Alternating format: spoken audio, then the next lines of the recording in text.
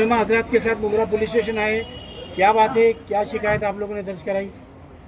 अस्सलाम वालेकुम। दरअसल ये जो वफद आया है ये उलमाओं की क़यादत में आया हुआ है।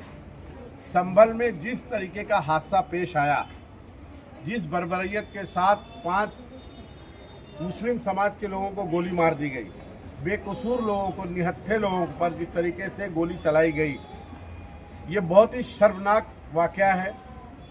कोर्ट का ऑर्डर था, कोर्ट ने पहले भी ऑर्डर दिया था, सर्वे हुआ था।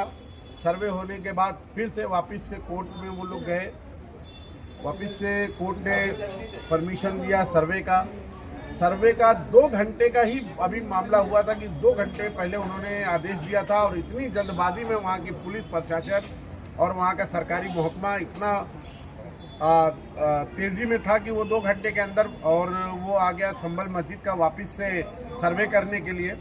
सर्वे करते टाइम जो ऑफिसरान वहाँ मौजूद थे, पुलिस ऑफिसरान, सरकारी महकमा के लोग, वो लोग जय श्री राम का नारा लगा रहे थे।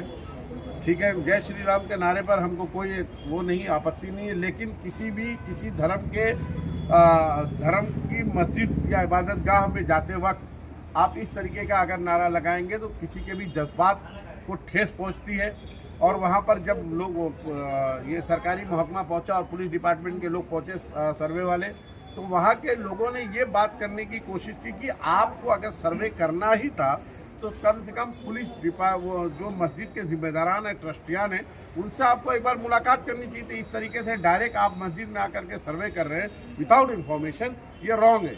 जिसका लोग एहतजाज कर रहे थे कानून के दायरे में रह करके, जिसको बाबा साहब अम्बेडकर ने जो हमको हिंदुस्तान में कानून दिया है उसमें रह करके लोग विरोध कर रहे थे। लेकिन जिस तरीके से पुलिस ने डायरेक्ट उनके सीने पर गोलियां चलाई है, ये हिंदुस्तान का बहुत ही सबसे शर्मनाक वाक़या है।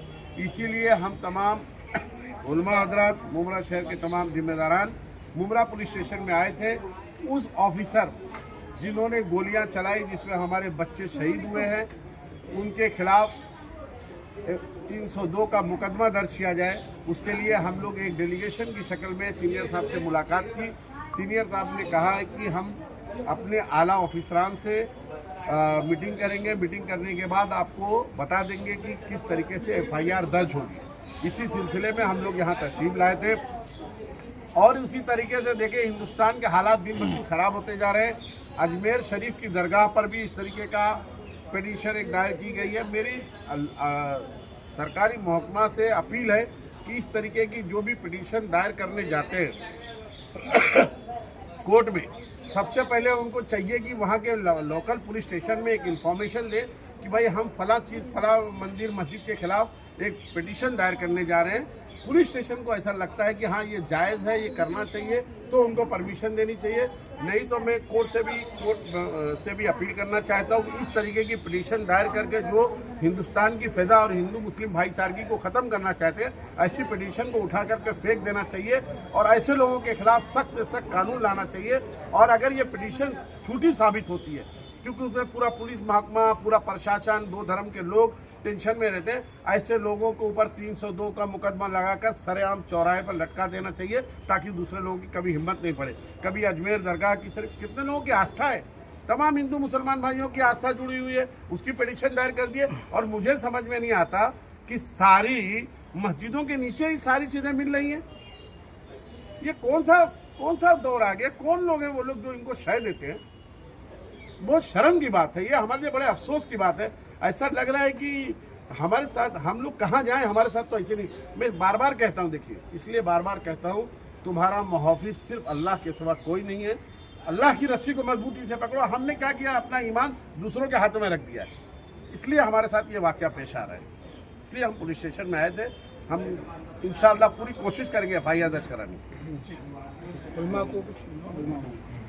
सबसे पहले आपका नाम बताइए, कौन सी जमात से ताल्लुक़ रखते हैं आप? शब्बीर अहमद कासमी, मैं उलमा देवबंद से ताल्लुक़ रखता हूँ। आप भी पुलिस स्टेशन आए थे? जी, हम इसी संभल के मामले को लेकर के आए थे।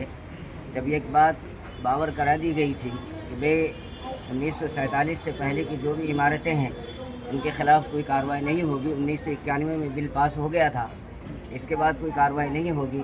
फिर याचिका दाखिल करके और उस पर इमीडिएटली कार्रवाई करना, ये जो है सरासर जुल्म और ज़्यादती। ये ख़ास करके एक ही तबके के लोगों को जो है डायरेक्ट फायरिंग करना।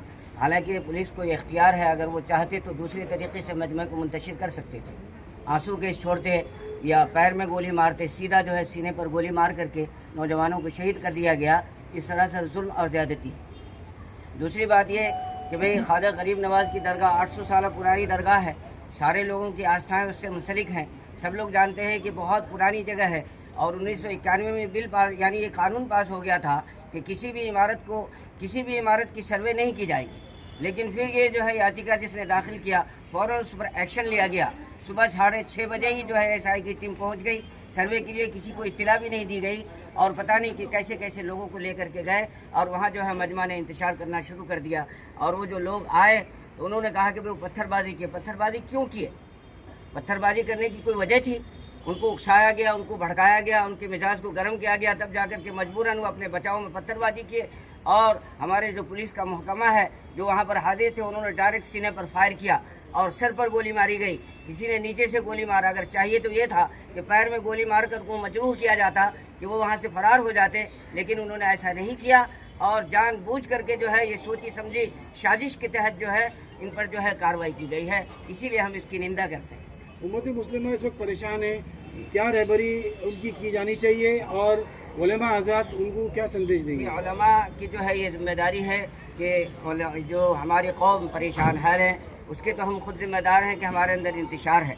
मैं तो यही कहूँगा कि एक हो जाएं तो बन सकते हैं खुर्शीदे मुबीन, वरना इन बिखरे हुए तारों से क्या काम बने। अगर हम एक हो जाएंगे तो दुनिया की कोई भी ताकत हमें पाश नहीं कर सकती है। ज़रूरत आज इस बात की है कि हम मुत्तहिद हो जाएं। अगर हम मुत्तहिद हो जाएंगे तो हम बिरादरान वतन के जो है उनके जो है भी काम आएंगे, वो हमारे काम आएंगे।